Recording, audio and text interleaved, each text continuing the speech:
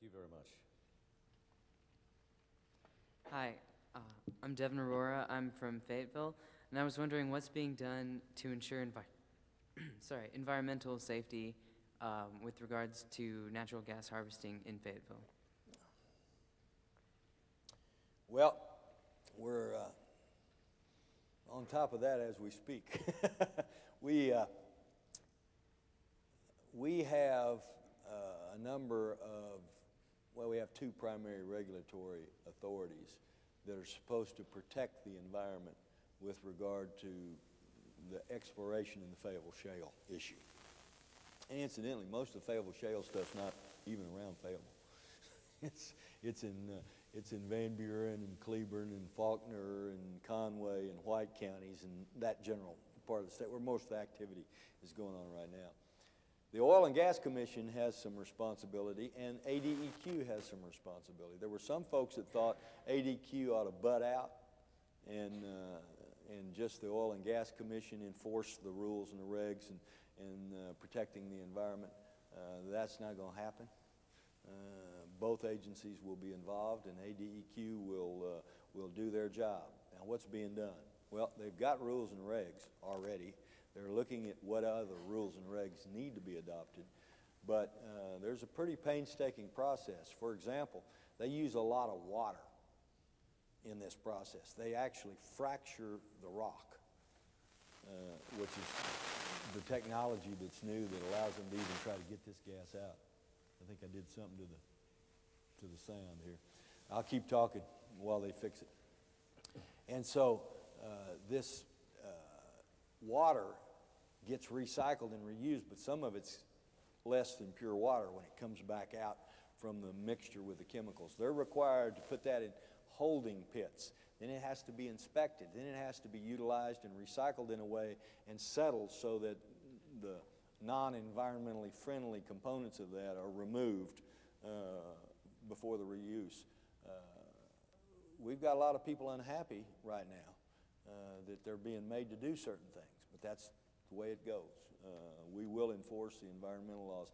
I believe in my philosophy, and I've stated this publicly, my philosophy is that there are very few situations where reasonable people cannot sit down and resolve legitimate concerns between what some people think are mutually exclusive issues of economic development versus protecting the environment. Most of the time, if you'll sit down, you can address the legitimate concerns on both sides. But my philosophy is in those situations or on those issues or in those cases where they can't be resolved, you have to come down and err, if you're going to err, on the side of protecting the environment and posterity and the future of our earth and our planet and certainly our own state. So that's the way we'll approach it, and they'll do what they're supposed to do or we'll shut them down. A couple of minutes remaining. I think we can squeeze one more question in. Come ahead, sir. Yeah. My name is Jeremy Lusk. I'm from Little Rock, Arkansas, and I'm a staff member here we're at AGS. My question is this: what can we as a state do to ensure that college students with degrees in areas like physics, mathematics, chemistry, biology spend time teaching in Arkansas high schools rather than take higher paying jobs in out-of-state industries? And could those incentives take the form of guaranteed postgraduate education because we can't compete dollar for dollar? Gosh, you need to be in a legislature. What a great question and what a great point, and one that we wrestle with daily. I read something within the last year or so where Arkansas colleges combined, it may have just been public schools, but even then, public colleges, had turned out one teaching physics major in like 5 years, which illustrates the very point you're making. If teaching is the cornerstone for being able to train all these people to go into private business, we've got to create the kind of incentives, and we don't, you're right, we don't pay teachers anything that's competitive with the private sector market. So loans and forgiveness of loans in certain hard-to-get discipline areas and teaching in certain hard-to-teach places where it's hard to get those teachers has been a strategy that we're looking at pursuing. And certainly forgiveness of loans, and then scholarships. And then in some cases, and what we've done some, is actual bonus pay, extraordinary bonus pay in those certain areas. And math and science and technology and engineering are some of the hardest to find faculty members. But you hit a nail right on the head. It is a problem that we acknowledge, recognize, and we're going to have to use all of those efforts, extra money, loan forgiveness, scholarship money to try to get it done. 60 minutes have come and gone. Governor, thanks very much for your hour. Thank you. And of course, thanks to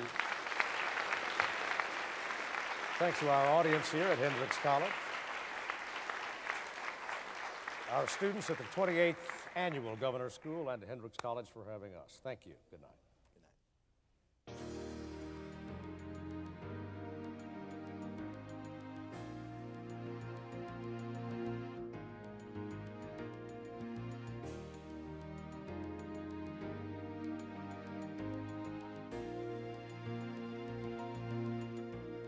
Arkansans Ask Governor Mike Beebe is underwritten by the Arkansas State Employees Association, Incorporated, an organization of state employees working toward the betterment of state government.